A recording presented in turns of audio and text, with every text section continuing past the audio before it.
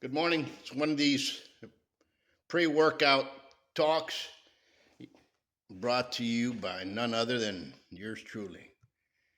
Today, I'm answering a question that was asked to me last night. It's a question that many might think or not think at all, and others might be ponder on how to do it. And we have to really dissect that question: is what happens when you're dealing with a southpaw? That means strong left hand, meaning right lead forward. Well, very simple. We're going to divide it into two segments: ring and number two, street. In the ring, footwork is a must. If you're not being taught footwork, start looking for another place.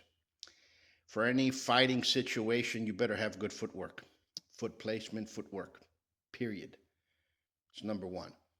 So, in many schools, sometimes schools are gifted that they have southpaw fighters inside training at those schools. I myself am a southpaw, okay?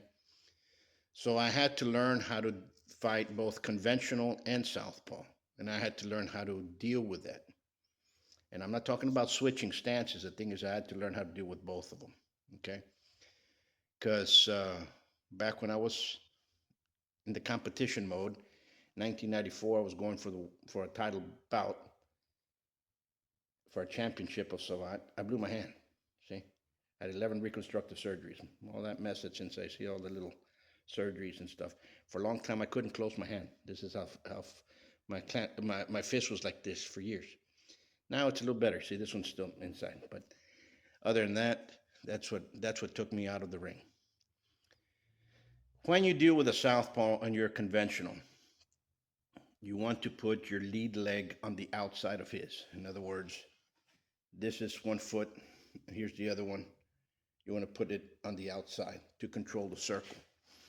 It's all about footwork. Remember, it's all about controlling circles and how you're going to control the movement. And that's basically number one.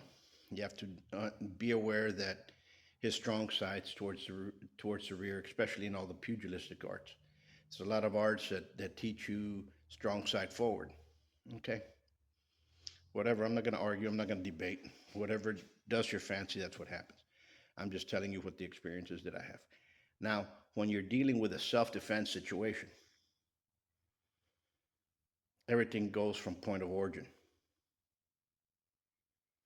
Sometimes there's no stances. Why? I mean, you might be in between two cars. Here's my stance. Maybe I'm the other way between two cars. This is my stance. So you have to go from point of origin when it's a self-defense situation. Now, when we get into knife fighting and fencing and so on and so forth, remember, a lot of schools teach right-handed systems. A lot of the old fencing schools were right-handed systems. Even our cavalry, up to World War One, the sword was in the left hand because it was a strong weapon, right? And your pistol was on the right side. That's why you see a lot of the old cowboy movies, a lot of the old holsters. The holster was on the right side with the butt of the pistol pointing forward. Why? Because you used to pull it out with your left. Okay, strong side. That's the way it was taken into account back then. Probably because they only had one shot, they only had one way to move. So remember, a lot of the fencing schools, both in Japan, both in Europe, the strong side was right. They were right-handed schools.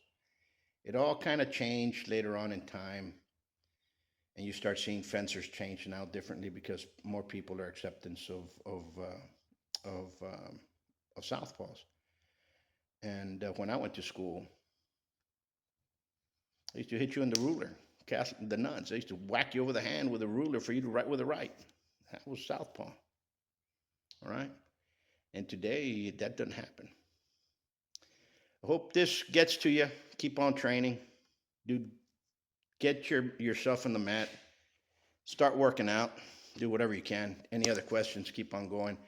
This is our ish. This is my day before a workout. Till next time, much peace.